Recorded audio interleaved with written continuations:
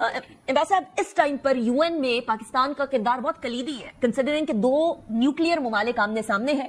ایک ملک ذمہ دارانہ ایٹیٹیوڈ دکھا رہا ہے, یعنی پاکستان بارہا انڈیپینڈنٹ انکوائریز کی بات کر رہا ہے, اور انڈیا سے جنگوازم ختم نہیں ہو رہا, وہ جنگجو رویہ, دا وار مانگرنگ, وہ ختم نہیں ہوتے ہوئے نظر آ رہی. امباس صاحب, تو یہ جو ابھی گورنمنٹ نے ڈیسائیڈ کیا ہے کہ یو این سیکیورٹی کاؤنسل کا فوری طور پر اجلاس بلایا جائے, پاکستان کے مندوبین جو ادھر ہیں اور مستقل مندوب وہ اس پہ کام کریں, کتنا کارآمد ثابت ہو سکتا ہے؟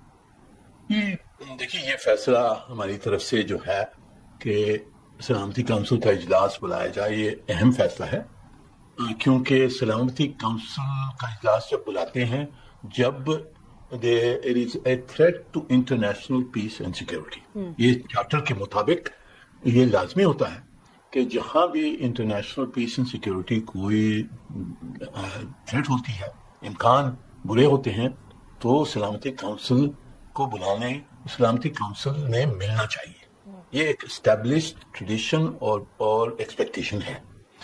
اس وقت کیونکہ ہندوستان نے اتنا شور مچایا ہوا ہے اور جو غلط قسم کی انہوں نے کہانیاں شروع کی ہیں, الزام لگائے ہیں پاکستان کے اوپر, یونیلیٹرل ایکشن لیا ہے انٹرنیشنل واٹر ٹریٹی, جو انڈس واٹر ٹریٹی ہے اس کو ابینس میں رکھنے کے لیے, اور یہ نظریہ دکھا رہا ہے کہ ہم حملہ بھی کر سکتے ہیں پاکستان پہ. تو ان حالات میں ضروری تھا پاکستان کو سلامتی کونسل کو بلا کر اور پورا بتانا چاہیے کہ ہم یہ حقیقت کیا ہے, کس طرح سے ہندوستان نے اس کو مس یوز کیا ہے, اور کیا امکان ہو سکتے ہیں اگر ہندوستان نے کوئی ریکلیس ایکشن ہمارے خلاف لیا.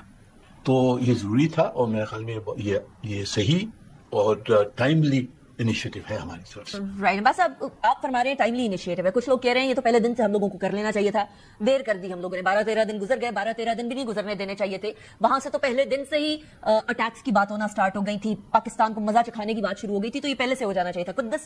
could this have been a little bit earlier as well, پہلے کر لینا چاہیے تھا ہمیں.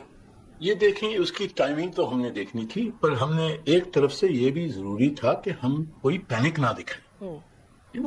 تو ہم نے اس کو سوچ سمجھ کے لوگوں کو بتا کر, پوری دنیا کو بریف کر کے, سمجھا کے, اس کے بعد میں ہم نے فیصلہ کیا. اور یہ نظر دنیا کو نہیں آنا چاہیے, نہ ہندوستان کو یہ نظر آنا چاہیے کہ ہم پینک کر رہے ہیں. پینک کوئی, ہم نے سوچ سمجھ کے کیا ہے.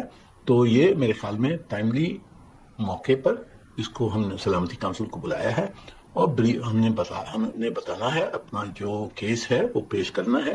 ہمارا بہت سالڈ پوزیشن ہے اس وقت. ہندوستان نے سب غلطیاں کی ہیں, فالس فلیگ آپریشن کر کے, اس کے بعد میں اس کو استعمال کر کے انٹرنیشنل ٹریٹی انہوں نے ایک ابینس میں رکھی ہے. دوسرا, دھمکیاں دے رہے ہیں کہ ہم یوز آف فورس کریں گے. تو اس لیے پاکستان نے اپنا کیس پیش کرنا ہے, انٹرنیشنل سپورٹ موبلائز کرنا ہے, اور یہ جو کرائسس ہندوستان نے کریٹ کیا ہے اس کو ڈیفیوز کرنا ہے. یہ ہمارے رائٹ. امباس صاحب, آپ نے بھی بڑے اتار چڑھاؤ دیکھے ہیں. پلوامہ کے ٹائم پر آپ ہی پاکستان کو ریپرزینٹ بھی کر رہے تھے یونائٹڈ نیشنز کے اندر as a permanent representative. Generally India کو ڈپلومیٹک سطح کے اوپر کھل کر بہت سارے ممالک کی طرف سے سپورٹ ملتی ہے. اس بار کوئی ایک ملک بھی کھول کر انڈیا کی سپورٹ میں نہیں آیا ہے. ڈپلومیٹک سطح کے اوپر پاکستان کی سپورٹ میں ممالک بول رہے ہیں کہ پاکستان کے اگر سالمیت کو کچھ ہوا تو ول اسٹینڈ, اسپیشلی چائنا. دوسری طرف بنگلہ دیش بھی نظر آ رہا ہے ہم لوگوں کو, بٹ انڈیا کے ساتھ اس بار کوئی کھڑا نہیں ہوا. Why do you think that happened? دیکھیں, کیونکہ ہندوستان کا یہ جو کیس ہے جس طرح سے انہوں نے پیش کیا ہے وہ نظر آتا ہے لوگوں کو, ٹرانسپیرنٹلی نظر آتا ہے کہ یہ غلط کام کر رہے ہیں. جو انہوں نے جو واقعہ ہوا ہے آکیپائڈ کشمیر میں, اب وہ واقعہ پہلی تو یہ ہوتا ہے کہ جی آپ دیکھیں کہ موٹیوز کیا تھیں, کس کی تھیں اور کس کو فائدہ ہوگا. اس سے یہی نظر آتا ہے کہ یہ فائدہ تو یا تو اگر یہ حقیقت ہے کہ کوئی وہاں ریزسٹنس موومنٹ نے کروایا تو پھر یہ ہندوستان کا سیکیورٹی لیپس تھا. پر جو زیادہ ابھی نظر آ رہا ہے کہ یہ ایک فالس فلیگ آپریشن انہوں نے کروایا ہے ایک ایکسکیوز بنانے کے لیے ٹو کورس پاکستان, اور جو انڈس واٹر ٹریٹی ہے اس کو بیانس میں رکھنے کے لیے اور پاکستان کو دباؤ میں لانے کے لیے, کوریشن کے لیے یہ انہوں نے کروایا ہے. یہ نظر آ رہا ہے کیونکہ لوگ بیوقوف تو نہیں ہیں, وہ دیکھ رہے ہیں کہ کس طرح سے یہ واقعہ ہوا ہے, اس کی کیا حقیقتیں ہیں. ہم نے پوری کہانی پیش کی ہے ہمارے پریس کانفرنس وغیرہ میں, تو لوگ دیکھ رہے ہیں کہ یہ اس میں کچھ دال میں کھرا ہے. Right. اور اس وجہ سے ہندوستان کو سپورٹ نہیں ملی ہے، نہ ملے گی جب تک کہ اس طرح کا رویہ یہ رکھیں گے. رائٹ. اچھا امبیسڈر صاحب، اگر کوئی ملک کسی قسم کی انٹرنیشنل ٹریٹی جس کے اندر سسپینشن کلاز نہیں ہے، جس کے اندر ہیلڈ ان ابینس رکھنے کا کوئی کلاز نہیں ہے، جس کے اندر one sided abolition of the treaty نہیں ہے، اس کو اس طرح سے ہیلڈ ان ابینس کر دیتا ہے، تو اس کے ریپریکاشنز کیا ہوتے ہیں انٹرنیشنل لا کے مطابق؟ یہ دیکھیں، وائلیشن آف انٹرنیشنل ٹریٹیز کے بہت یعنی اس کی کیس اسٹڈی، کیس پریسیڈنٹس ہیں، کیس لا ہے. اور اس ٹریٹی کو جو ایبینس میں رکھا ہے، ایک تو ٹریٹی کو وائلیٹ کیا، دوسرا جو Vienna convention on treaties on international observation of international treaty, اس کو وائلیٹ کیا. UN چارٹر کی جو پروویژنز ہیں کہ یہ انٹرنیشنل لا کی is binding on member states and they undertake to observe that international law, اس کو انہوں نے وائلیٹ کیا. تو یہ کھلی خلاف ورزی ہے انٹرنیشنل لا کی، اور لوگوں کو نظر آ رہا ہے. اور یہ کس کے حق میں نہیں ہے کہ اس قسم کی یونیلیٹرل وائلیشن ایک ملک کرے دوسرے ملک کے خلاف. تو اس کے اوپر پاکستان کو میرے خیال میں بھرپور سپورٹ ہوگا انٹرنیشنل کمیونٹی کا، سلامتی کونسل میں، کہ جی آبزرویشن آف انٹرنیشنل ٹریٹیز از سیکروسینٹ، اس کو وائلیٹ نہیں کرنا چاہیے. تو یہ غلط کام کیا انہوں نے، دھونس لگانے کی کوشش کی ہے، اور ہم دھونس پہ نہیں آئے ہیں اور نہ آئیں گے. ایبسلیوٹلی. اچھا صاحب، one of the first countries جنہوں نے کہا کہ ہم لوگ ثالثی کرواتے ہیں وہ تھا ایران، کہ پاکستان اور انڈیا کے درمیان میں ثالثی کا کردار ہم ادا کریں گے.